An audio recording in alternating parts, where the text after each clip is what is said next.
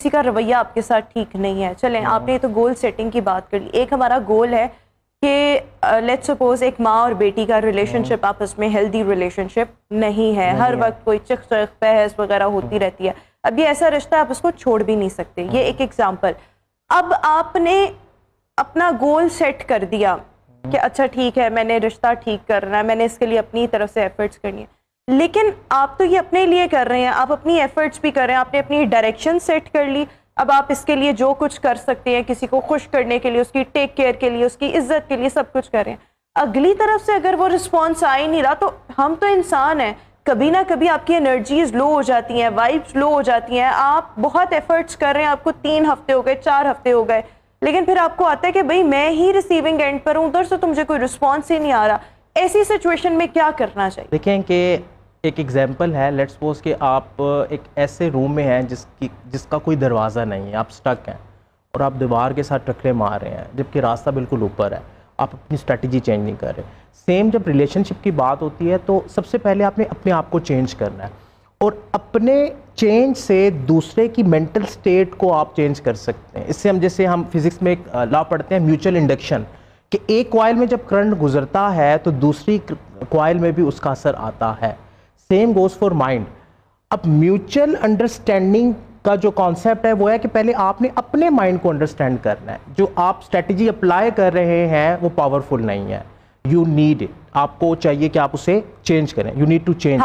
ठीक है, अब हाउ कैसे करना है कि आपने लेट्स सपोज एक स्ट्रेटजी अप्लाई कर दी, उस पर रिजल्ट नहीं आ रहे, इसका मतलब कि आपका अंडरस्टैंडिंग का लेवल डेवलप नहीं हो रहा, दूसरे पर्सन के मेंटल मैप को आप अंडरस्टैंड नहीं कर रहे, वो रेजिस्ट कहाँ कर रहा है, वो रिएक्ट कहाँ कर रहा है, जहाँ पे रिएक्ट कर रहा है इट मीन कि वहाँ पे उसका कोई हॉट बटन ट्रिगर हो रहा है, आप उस हॉट बटन को बार बार ट्रिगर कर रहे हैं, रिएक्शन आएगा। अब आपने ये सोचना है डिफरेंट स्टेट, अब इसमें क्योंकि सर्कमस्टांसेस डिफरेंट हो सकते हैं, हर पर्सन के का मेंटल मैप डिफरेंट है, सो ये सिचुएशन टू सिचुएशन वेरी करता है कि वो पर्सन वहाँ पे कौन सी स्ट्रेटजी यूज़ करे कि वो हॉट बटन ट्रिगर ना हो, वो बाईपास हो जाए। उस इमोशन को आपने ट्रिगर नहीं करना। अमूमन लाइक के मेरे साथ भी सम टाइम प्रॉब्लम होती है कि मैं किसी रिलेशन में हाइपर हो जाता हूँ, मैं रिएक्शन मोड में जाता हूँ, बट जब मैं रिफ्लेक्ट करता हूँ तो मुझे समझ आता है कि यहाँ पे मेरे ये वर्ड्स जो थे वो ठीक नहीं थे। अगर मैं इन वर्ड्स की जगह चेंज वर्ड करता, एक पॉजिटिव वर्ड यूज़ करता, तो फिर कॉन्सिक्वेंस क्या होता, फिर मैं उसके रिजल्ट को देखता हूँ तो मुझे एकदम समझ आ जाती है कि रिजल्ट टोटली चेंज होता है। अच्छा, नेक्स्ट टाइम जब मैं वर्ड चेंज करता हूँ तो मुझे रिजल्ट चेंज मिलते हैं, बिकॉज वर्ड की पूरी साइंस, हमने कई दफ़ा इस पर बात की। अब रिलेशन में वर्ड, सेंटेंसेस, इमोशंस, आपकी बॉडी लैंग्वेज, ये सारी चीज़ें मैटर करती हैं। अब आप एक पर्सन को अंडरस्टैंड जब तक नहीं करेंगे वो आपके मुताबिक नहीं चलेगा। आप अपने आप को जितना मर्जी चेंज कर लें लेकिन उसको आपने अंडरस्टैंड करना है। पहला काम किया कि आपने अपने मेंटल मैप को अंडरस्टैंड किया, सेकंड अब आपने उस पर्सन को अंडरस्टैंड किया। एक और एग्जांपल देता हूँ, हम एनएलपी में देखते हैं मोडेलिटी का कॉन्सेप्ट। अब मोडेलिटी ये है कि कुछ लोग विजुअल सेंस में सोचते हैं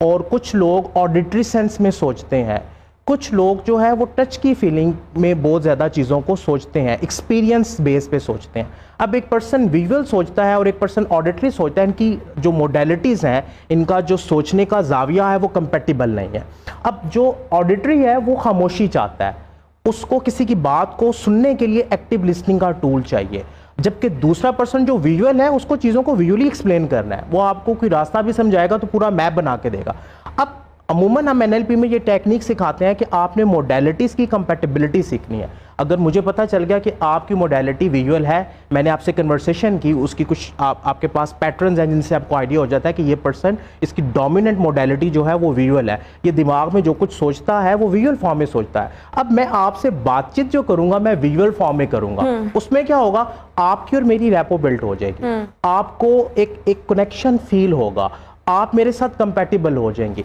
अब मैं लीडिंग फेस में आ सकता हूँ, मैं पेसिंग फेस में आ सकता हूँ, मैं आपके माइंड को लीड कर सकता हूँ, मैं पेसिंग से फिर आपकी चीज़ों को चला सकता हूँ। लेकिन अगर आप ऑडिटरी हैं और मैं विजुअली चीज़ें समझाने की कोशिश कर रहा हूँ, अब मैं वो इन्फॉर्मेशन आपके माइंड में एग्जैक्टली ट्रांसफर नहीं कर पा रहा, जबकि मुझे लग रहा है कि मैं अपनी ड्यूटी पूरी कर रहा हूँ, भी मेरा काम है जी, मैंने तो आपको सारा बता दिया, लेकिन मैं साथ ब्लेम कर रहा हूँ कि ये पर्सन जिसको तो समझ ही नहीं आती। बेसिकली उसको समझ इसलिए नहीं आ रही, मोडेलिटीज का गैप है। रिलेशनशिप्स में अमूमन जैसे मियाँ बीवी के रिलेशन में एक प्रॉब्लम आता है, जब रिलेशनशिप की गोल सेटिंग मैं कोचिंग में करवाता हूँ,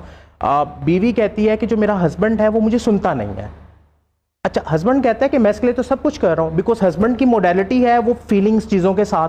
अब वो चीज़ें भी ला के दे रहा है, जबकि बीवी की modality auditory, she need active listening. अब अगर हस्बैंड कुछ भी ना लाए, सिर्फ उसको एक्टिवली सुन ले, सही कंपैटिबिलिटी बन अच्छा जाएगी।